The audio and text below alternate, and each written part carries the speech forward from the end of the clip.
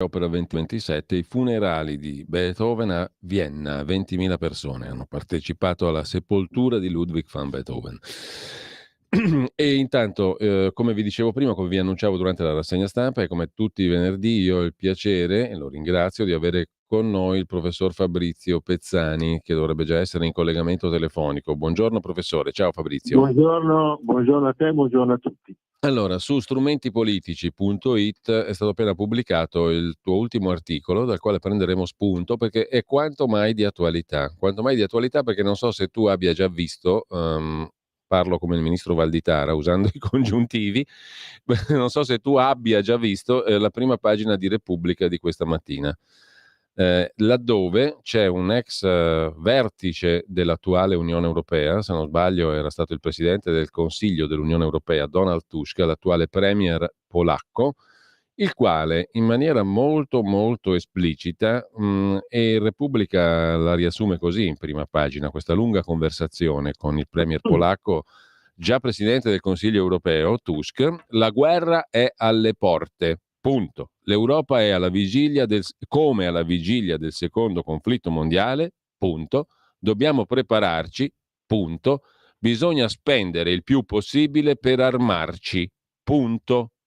Il che è perfettamente in linea con il succo e la sostanza del tuo articolo, mi sembra, sugli Eurobond, che costoro vorrebbero i titoli pubblici, diciamo così, su scala europea, il debito pubblico europeo, che costoro vorrebbero fare per armarci e partire noi, giusto? Giusto. Se fossimo in una situazione normale, il presidente polacco, hai detto sì, presidente polacco, dovrebbe essere immediatamente preso da un'ambulanza e portato al pronto soccorso, no? Per un intervento immediatamente risolutivo. Ora, affermazioni di questo genere sono è anche difficile definire con un aggettivo una follia di questo genere, insomma, no? Quindi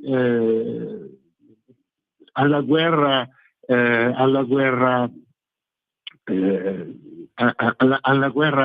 che non esiste, insomma, che la vuoi fare. Sembra che tu voglia No, fare attenzione, questo ha rincarato la dose, ha detto che la guerra con la Russia è inevitabile.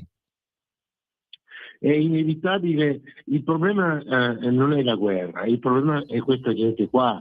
Cioè, il problema non è la guerra, il problema sono queste figure di spicco dal punto di vista politico, che sono assolutamente folli.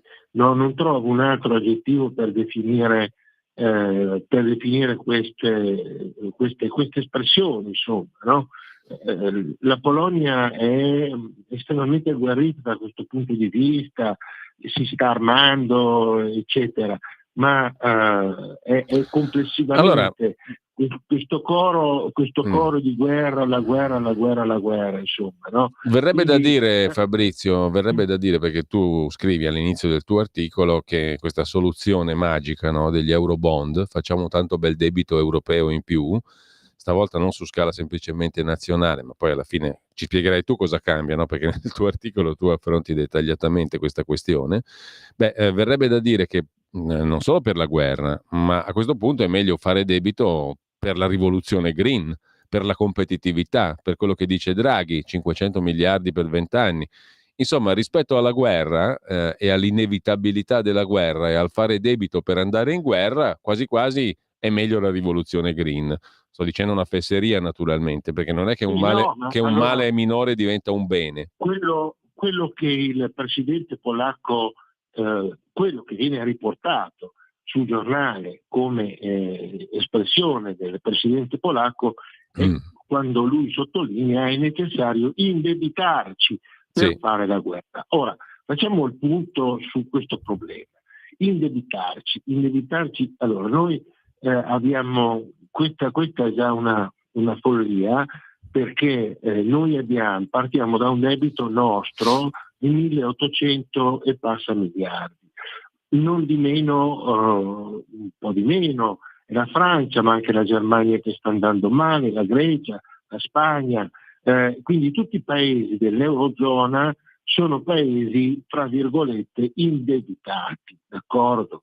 A questo debito, e vedremo che è stato causato dalla finanza che ha creato il debito, ha spinto le persone a indebitarsi.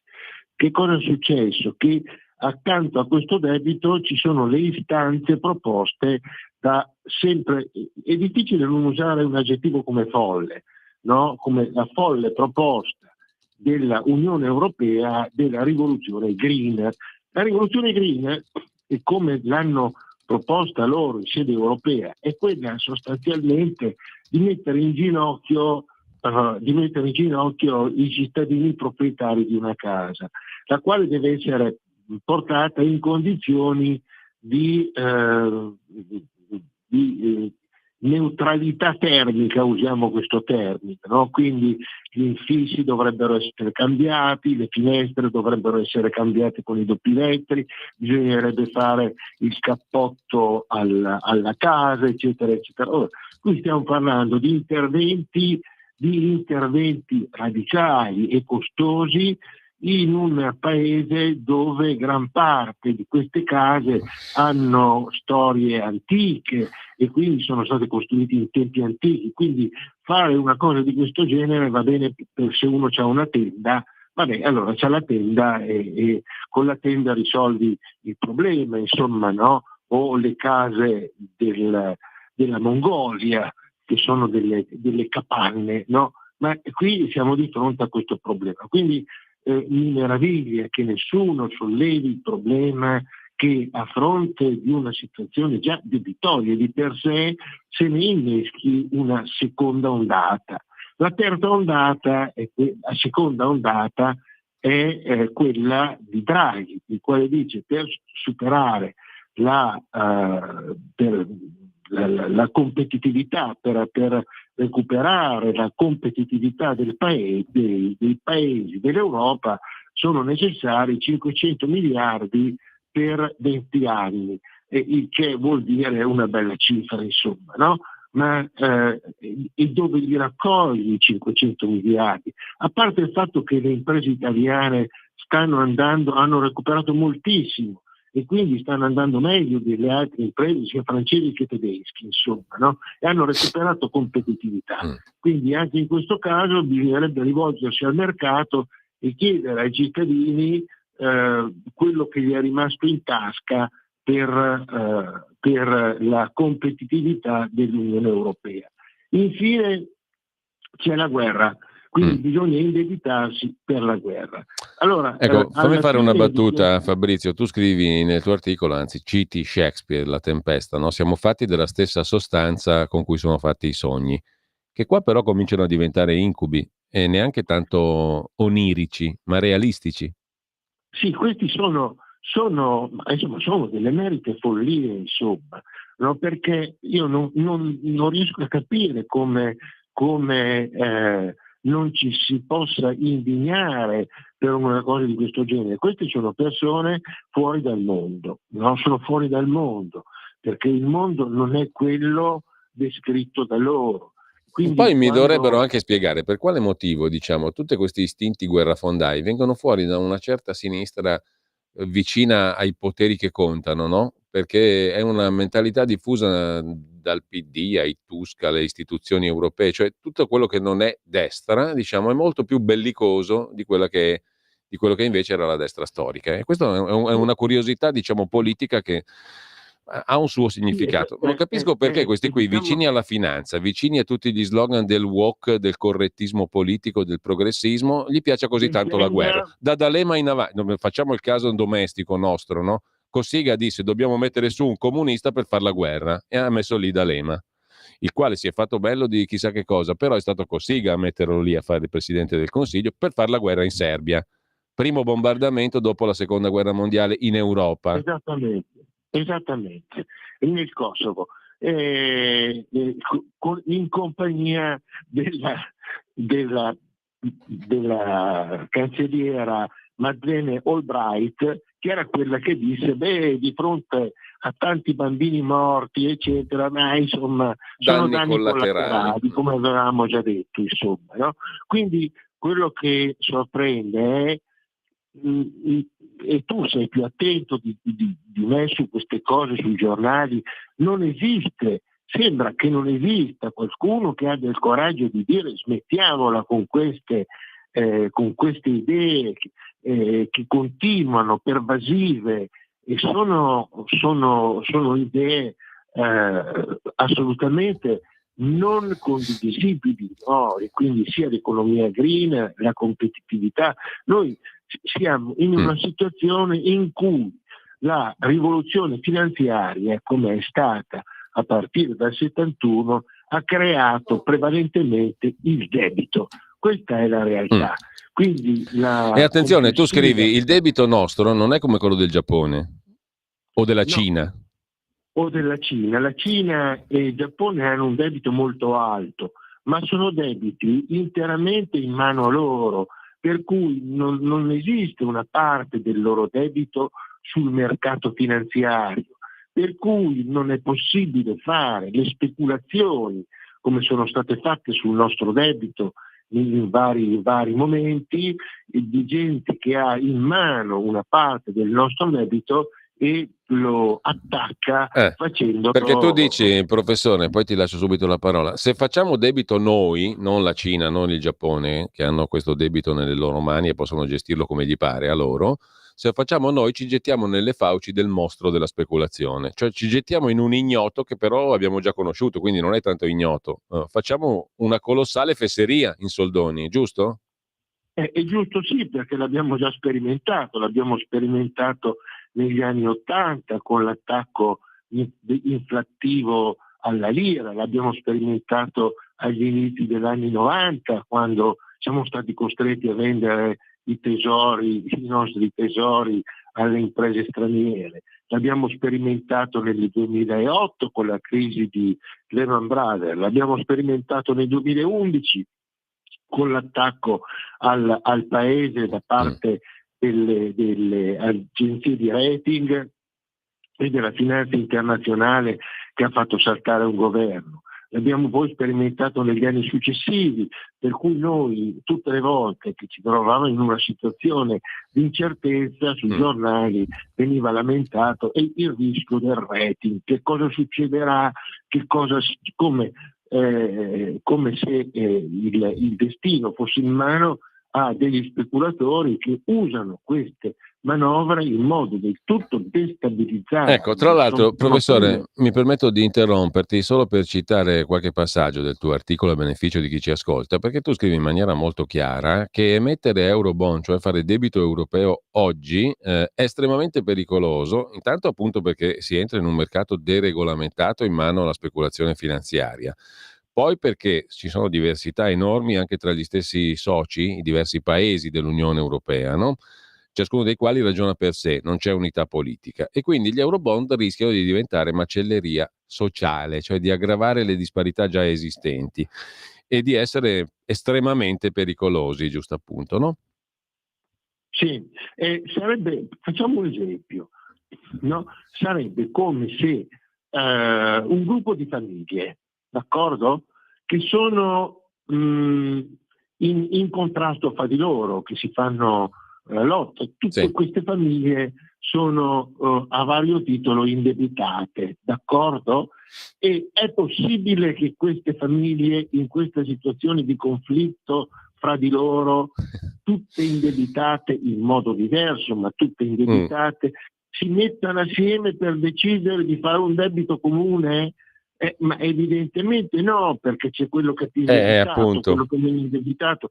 Quindi è talmente evidente la cosa, no? Se portata con un esempio. Poi se tu fai un'operazione del genere getti i semi di ulteriori divisioni e di ulteriori lotte future, no? E di lotte, anche perché come fai? Tu fai un debito comune, ma comune se fossero tutti allo stesso livello, se fossero tutti d'accordo, se fossero tutti. Qui basta pensare alla migrazione, basta pensare alle armi, esiste una divisione profonda all'interno di questo paese, e devo dire preoccupante, perché siamo alle porte di elezioni europee e quindi certo. questa potrebbe essere l'occasione per dire noi ci distinguiamo Ecco, professore, dagli altri. però qui introduco un altro punto secondo me chiave del tuo articolo, del tuo ragionamento, perché uno potrebbe dire, sì, insomma, facciamo debito, però siccome appunto questo debito finisce nel mondo immateriale apparentemente della finanza, no? Speculativa, è qualcosa di astratto, quindi è qualcosa di talmente astratto che noi possiamo anche immaginare di non ripagarlo assolutamente questo debito. Sì, Questo debito va certo. a finire nelle nuvole, si perde là, è una categoria astratta e a noi chi se ne frega, facciamo pure il debito. E invece non funziona così, mi sembra, no? Perché prima o No, poi questo debito non è come per niente dice, astratto, perché diventa qualcosa che ci bastona duramente poi. no, ma infatti quello che io ho scritto è che in C'è questa realtà idea di non pagare i debiti, insomma, no? ha dato l'illusione, no? La ricchezza. Allora, facciamo un passo indietro, no? Allora, la rivoluzione finanziaria, quella che è scoppiata nel 71, quando, avendo staccato la stampa della carta moneta da un equivalente materiale come l'oro, si è dato il via a due percorsi paralleli che non si raggiungono mai. Uno è la stampa infinita della carta moneta, di cui come stiamo cominciando a vedere un po' la fine sostanzialmente, e l'altro è il mondo reale, che non può essere misurato, abbiamo detto più volte, da una misura che è l'infinito, insomma, no? Allora, che cosa è successo? Che questa rivoluzione finanziaria ha dato l'idea a tutti di una possibilità di ricchezza sostanzialmente, no? E quindi io ricordo che nell'accumulazione dei beni il maggiore strumento di ricchezza è stato il debito. Il debito. Il debito, in particolare il leverage per le imprese, cioè fare e moltiplicare fittiziamente i capitali, e i subprime hanno moltiplicato a debito le ricchezze che poi sono andate distrutte, insomma, no? Io cito questo ricordo di Keynes e di Freud, queste ricchezze che prima del 2008 la gente faceva subprime, li sottoscriveva all'infinito, senza sapere cosa fossero, senza sapere quanti, intestandoli ai cani, intestandoli a chi che sia, si sono riprodotti questi debiti con una partenogenesi talmente mostruosa da sembrare una pulsione di morte, come ricordava Freud e Keynes la teoria generale del 1936, dopo la Grande Depressione, diceva che la fine del capitalismo sarebbe stata l'eutanasia del redditiere. Ora la finanza ha fatto un'altra cosa, e cioè ha dato l'idea che i debiti si possano non pagare grazie a sofisticate tecniche di ingegneria finanziaria. La ricchezza si è dematerializzata. Prima parlavi di case, parlavi di mobili, parlavi di quadri, parlavi di oggetti. Oggi la ricchezza è un numero, un simbolo, perso in un incomprensibile sistema informatico. La rivoluzione finanziaria, poi questo è un altro aspetto importante, ha fatto una totale deregolamentazione dei mercati, insomma, perché la rivoluzione c'è stato uno stravolgimento, ha cambiato gli scenari per misurare le ricchezze e ha cancellato molte normative che regolavano i mercati, no? E quindi parlo delle norme antitrust, delle norme antimonopolio, le norme sulla concorrenza, eccetera, che erano la base per regolare dei mercati industriali nel corso dopo la rivoluzione industriale, per garantire la concorrenza. L'esempio che io cito più clamoroso è stato quello del 2008, quando Ben Bernanke, il governatore della Fed, a fronte del dissesto finanziario creato dai subprime, no?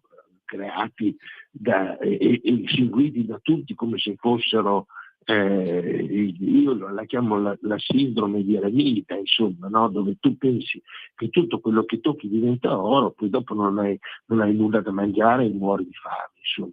Allora, da quel momento che cosa è successo?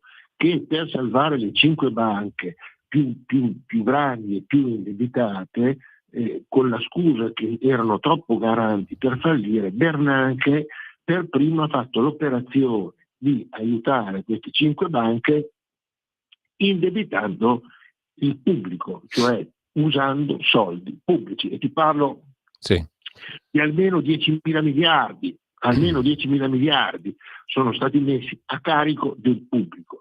Da quel momento lì, come diciamo, questo salvataggio è stato un insulto alle più elementari regole del monopolio, e in compenso Bernanke poi 2 anni fa ha vinto il premio Nobel, no? Nonostante sia stato il primo a far saltare completamente tutte le regolamentazioni, per cui noi siamo oggi, come hai detto tu prima, in un sistema finanziario totalmente deregolamentato. E questo che come fai a indebitarti in un contesto dove tu non sai che cosa può succedere e non conosci le mosse di quelli che vogliono eventualmente farti saltare? Ecco, quindi questo... Tra l'altro tu noti una cosa, no? A proposito di questa idea di emettere Eurobond, possono avere diverse finalità. La guerra, perché è l'argomento di giornata, no? Ce la mette davanti al naso per l'ennesima volta quello che è stato il presidente del Consiglio dell'Unione Europea, del Consiglio Europeo, Tusk. Indebitiamoci per la guerra, indebitiamoci per la transizione green, indebitiamoci come vuole Draghi per darci una parvenza di Stato, indebitiamoci per mantenere la competitività, insomma indebitiamoci, però il problema, tu scrivi, è che qua ci indebitiamo senza uno Stato, senza una visione comune, senza un'autonomia che è caratteristica di uno Stato, cioè, perché è inutile girarci intorno, o c'è un'entità politica che ha una sua identità, che ha un suo senso, o altrimenti è un ulteriore problema questo, perché non solo ci gettiamo nelle braccia del mostro finanziario, ma poniamo delle basi per conflitti politici anche interni. La cosa curiosa che viene da rilevare, Fabrizio, è che questa cosa qui sta nascendo nel cuore dell'Europa, quell'Europa che era nata nel dopoguerra, dopo l'ultima guerra mondiale, la seconda, proprio per evitare che tornasse uno scenario di guerra. Cioè l'Europa era nata, se non ricordo male, proprio per evitare che i paesi europei si facessero la guerra.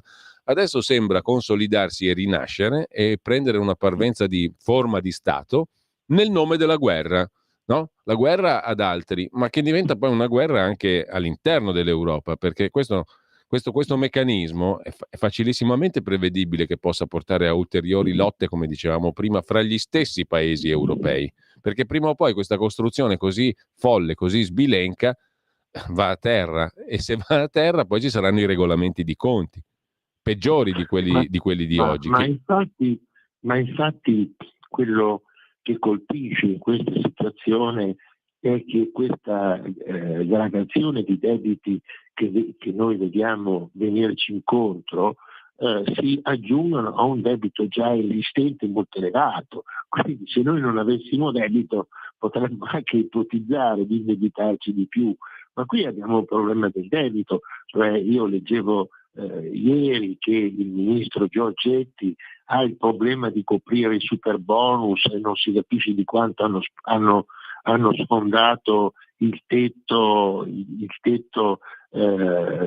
contabile, insomma, no? C'è un conflitto abbastanza evidente fra il ministro dell'economia Giorgetti e il ragioniere generale, a cui verrebbe data la colpa di non avere gestito correttamente questi super bonus che sembra ci stiano scoppiando tra le mani. Ora è evidente che anche questo aspetto interno a noi è un aspetto di conflitto e come dici tu, il problema vero è che in una situazione, come ho scritto, in cui tutti i paesi dell'Unione Europea sembrano fare la guerra l'uno contro l'altro, sembra che non ci siano un'unione, e questo è l'aspetto secondo me più importante. Noi come studiosi di economia aziendale diciamo che qualsiasi istituzione deve avere come caratteristica primaria l'autonomia. L'autonomia. Che cosa vuol dire essere autonomi?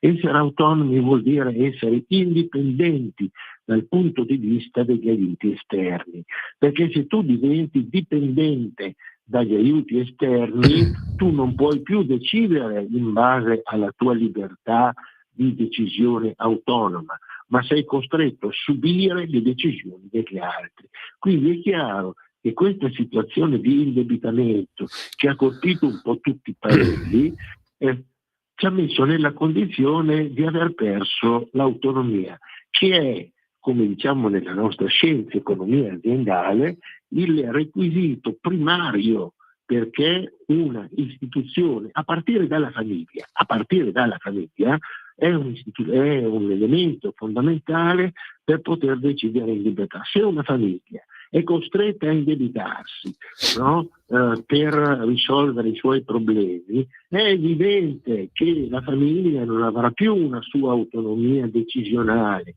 ma sarà costretta a fare i conti con i debiti e con le situazioni che non è in grado di governare, chiedendo aiuto a terzi. Professore, è per un paese, e così è per un comune, così per uno Stato.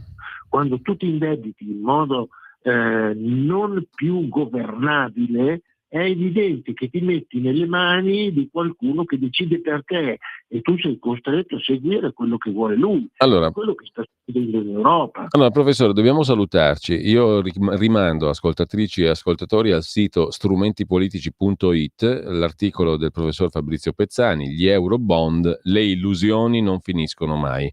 E chiudo, professore, con la prima pagina dell'ANSA in questo momento. Caccia polacchi decollano durante attacco russo in Ucraina. A proposito del polacco Tusk, col quale abbiamo iniziato la nostra conversazione, e dei venti di guerra. Allora, come si chiama l'intervento che viene fatto immediato nei confronti di quelli che hanno dei problemi? Il TSO, il trattamento sanitario obbligatorio. Allora, qui noi invece di guerra dovremmo parlare di trattamento sanitario obbligatorio. Allora dobbiamo istituire un trattamento sanitario obbligatorio per molti membri dell'euro. Dell'establishment europeo. Professore, grazie. TSO. Grazie a Fabrizio Pezzani. Auguri a tutti di buona e Santa Pasqua. Più che mai. La speranza di non dover ricorrere al TSO. Arrivederci. Stai ascoltando Radio Libertà, la tua voce libera, senza filtri né censure, la tua radio.